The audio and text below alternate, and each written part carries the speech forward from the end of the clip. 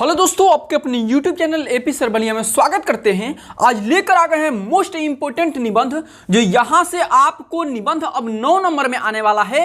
Most important निबंध 4 निबंध देगा आपको और चारों में से आपको एक करना है। चलिए सीधे हम टॉपिक को स्टार्ट करते हैं। किस टाइप से निबंध लिखना है और कितने नंबर का आता है, कितने तरीके से आता है। चलिए देखिए, क्वेश्चन देगा आपको ऐसे कि आपको 9 नंबर में निबंध देगा कि निम्नलिखित में से किसी एक विषय पर निबंध लिखिए। किसी एक विषय पर निबंध लिखिए, ऐसा ही रहेगा। प्रदूषण की समस्या और समाधान, जनसंख्या से लाभ हानियां, सदाचार, स्वास्थ्य शिक्षा की उपयोगिता। ये VVI है जो निबंध है, यह वेरी इंपॉर्टेंट है, इसीलिए इसको लिया गया है। चलिए किस टाइप से लिखना है आपको शुरू करते हैं। देखिए, सबसे पहले यहां पे लिखना है कि प्रश्नोत्तर नंबर 9 का पहला लिए हैं, यानी प्रदूषण की समस्या और समाधान। जो भी आपको टॉपिक लिखना है वहां पे ऊपर काला पेन से आपको लिख देना है, ठीक। उसके बाद देखिए, उसके बाद यहां से एक हेडिंग रखिएगा प्रस्तावना, और लास्ट हेडिंग आपको उपसंहार लगाना है। अगर ये हेडिंग नहीं लिखते हैं तो कितना भी अच्छा आप लिखेंगे तो आपको नंबर नहीं मिलेगा। चलिए सीधे प्रस्तावना पे आते हैं। प्रस्तावना में देखिए क्या लिखे हैं। अब एक और नई समस्या उत्पन्न हो गई है, वह है प्रदूषण की समस्या। इस समस्या की ओर आजकल सभी देशों का ध्यान केंद्रित है। इस समय हमें पर्यावरण को बचाना अति आवश्यक है, क्योंकि पानी, हवा, जंगल, मिट्टी आदि सब कुछ प्रदूषित हो चुका है। प्रस्तावना में क्या लिखना है कि आजकल जो भी समस्या है वो सबसे बड़ा समस्या है प्रदूषण की समस्या। तो यहाँ पे हर सरकार की, हर लोगों की भावना होना चाहिए कि प्रदूषण की किस तरीके से बचाया जाए, क्योंकि पानी, हवा, मिट्टी, जल सब कुछ प्रदूषित हो चुका है। चलिए आगे चलते हैं टॉपिक में। अगर आपको ये याद नहीं होता है तो किस टाइप से निबंध लिखना है वो भी अंत में बताएंगे। अंत तक वीडियो पे बने रहिएगा। एकदम छोटा सा ट्रिक बताएंगे निबंध में, कोई भी निबंध है आप वहां से लिख कर आएंगे। चलिए दूसरा हेडिंग है प्रदूषण का अर्थ।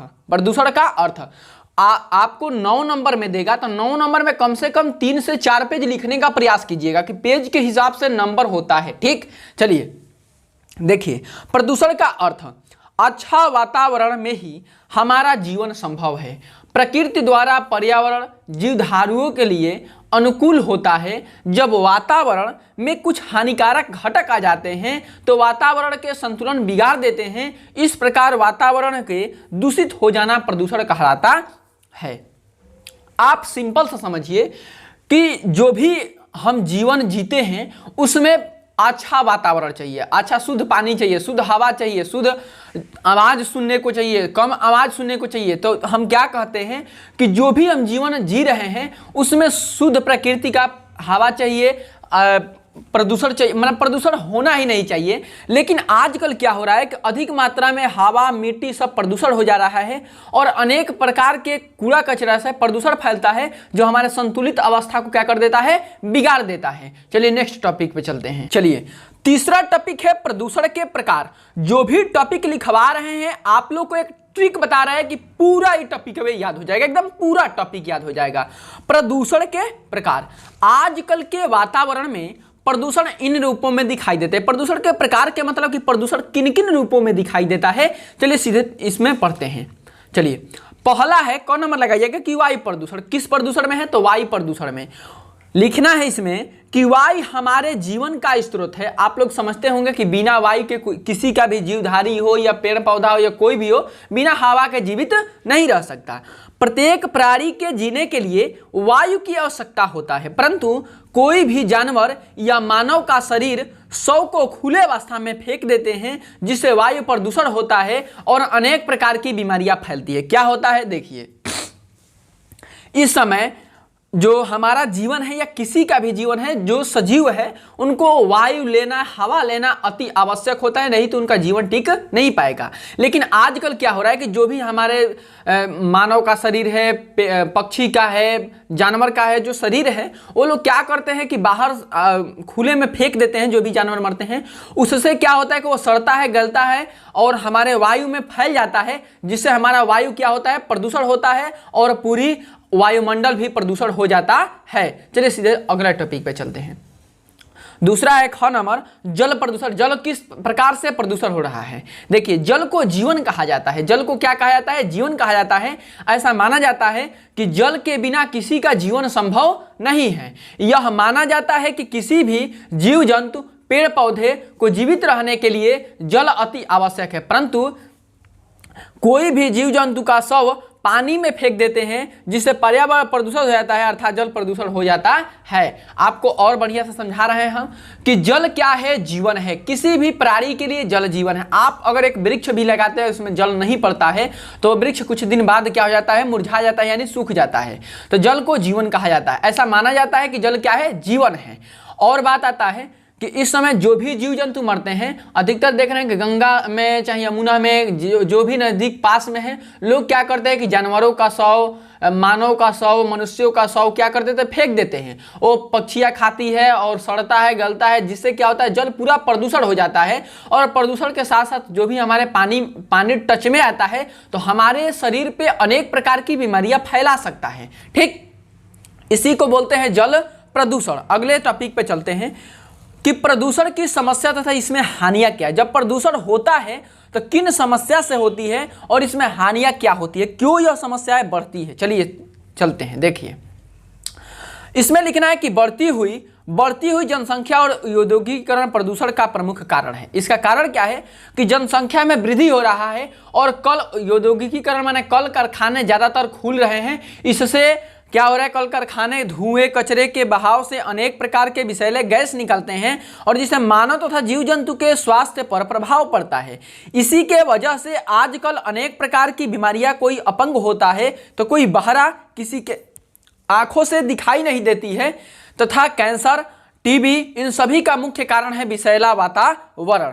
आपको एकदम बढ़िया समझा रहे हैं। देखिए, आपको रियलिटी बता रहे हैं कि ऐसा देखिएगा, नहीं आपको सीरीज में मिलेगा, नहीं आपको यूट्यूब पे मिलेगा, नहीं कहीं भी नहीं। ये जितने भी ब्रह्मांड में हो रहा है इसी को लिखा गया है। सब कोई सीरीज से लिखता है, कोई किताब से लिखता है, लेकिन आप टूटी फूटी भाषा में अपने मन से लिखिएगा। ट्रिक तो हम लास्ट में बताएंगे ही। चलिए देखिए, इसका कारण क्या है कि जितना जनसंख्या बढ़ रहा है, जितना कल कारखाना बढ़ रहा है, तो कल कारखाना बढ़ेगा तो धुआं, कचरा सब बाहर निकलेगा और उसमें से अनेक प्रकार की विषैला गैस भी निकलता है, जो मानव के शरीर पे या जानवरों के शरीर पे क्या करता है?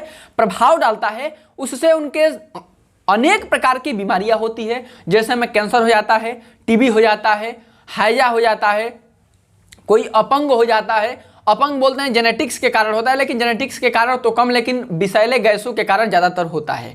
चलिए दूसरे टॉपिक पे चलते हैं। देखिए भाई, अब टॉपिक आता है कि समस्या का कारण था, हानियां थी, तो उसका समाधान कैसा किया जाए। तो समस्या के समाधान हेडिंग बनाइएगा और इसमें बेहतर तरीके से लिखने का प्रयास कीजिएगा कि समस्या के समाधान क्या होना चाहिए। होना क्या चाहिए? आपके मन में वो है, लेकिन आपको लिखने नहीं आता है, और सभी लोग के साथ यही होता है। देखिए, लिखना है इसमें कि वातावरण को प्रदूषण से बचाने के लिए अधिक मात्रा में वृक्षारोपण करना चाहिए। अधिक मात्रा में वृक्षारोपण करेंगे तो वो शुद्ध हवा देगा। ठीक, तो दूसरी ओर वृक्षारोपण के कटाव को रोकथाम लगाना चाहिए। वृक्ष को कटाव से रोकेंगे तो अधिक मात्रा में स्वस्थ हवा देगा, जिससे प्रदूषण समस्या के हानियां हो सकती है या बचाव हो सकता है।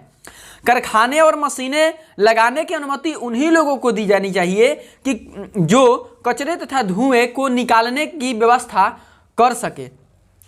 तेज ध्वनि वाले वाहनों पर साइलेंसर आवश्यक रूप से लगाए जाने चाहिए तथा तेज आवाज वाले लाउड स्पीकर पर रोकथाम लगाना चाहिए। इस प्रकार प्रदूषण का समस्या का समाधान हो सकता है। चलिए आपको नेक्स्ट टॉपिक ले चलते हैं, उपसंहार। अगर यह टॉपिक नहीं लिखते हैं तो आपका नंबर बिल्कुल काट लिया जाएगा। इसका स्क्रीनशॉट कर लीजिएगा। ठीक, टॉपिक तो एकदम करेक्ट है, इसका स्क्रीनशॉट करके आपने नोट्स पे लिख लीजिएगा और एक बार पढ़ लीजिएगा। ट्रिक बता रहा है कैसे लिखना है। देखिए, उपसंहार।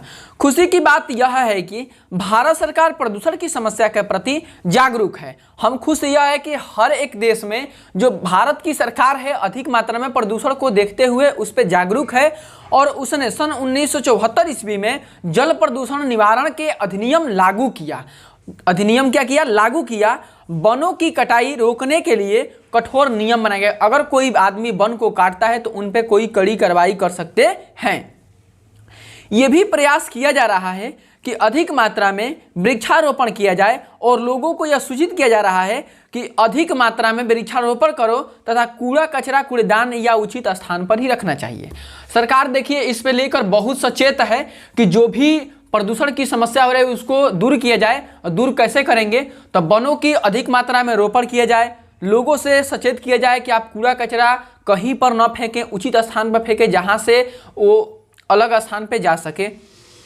ठीक, अब देखिए क्या बताने वाले हैं आपको। ये जितना बताए अगर याद नहीं होता है तो केवल इन सभी टॉपिक को लिख लीजिएगा। सभी टॉपिक को लिखकर, जैसे मैं मान लीजिए कि प्रदूषण की समस्या, तो प्रदूषण की अगर समस्या आ जाती है तो आपको क्या लिखना है कि प्रदूषण की समस्याएं क्यों होती है। तो यह लिखना है कि अगर मान लीजिए कि कूड़ा कचरा कहीं पर फेंक देते हैं तो प्रदूषण फैलता है, उससे हमारे अंदर रोग होता है, अनेक प्रकार की बीमारियां होती है। अगर आपके आसपास कल कारखाना रहता है तो उससे कूड़ा का धुआं निकलता है, अनेक प्रकार की विषैला गैस निकलता है, उससे हमारा प्रदूषण होता है। बस यही सब लिखना है। ठीक, अगर यह पूरा टॉपिक समझ में आ गया होगा तो मेरे भाई ऐसे ही चैनल पे बने रहिए, अपने दोस्तों को शेयर भी कीजिए। अगर वीडियो समझ में आया है तो चैनल को सब्सक्राइब कीजिए और हम अंत तक प्लेलिस्ट चेक कीजिएगा। प्लेलिस्ट में सारा वीडियो पड़ा हुआ है, अगर वीडियो नहीं देखे हैं तो जाकर वीडियो देख सकते हैं।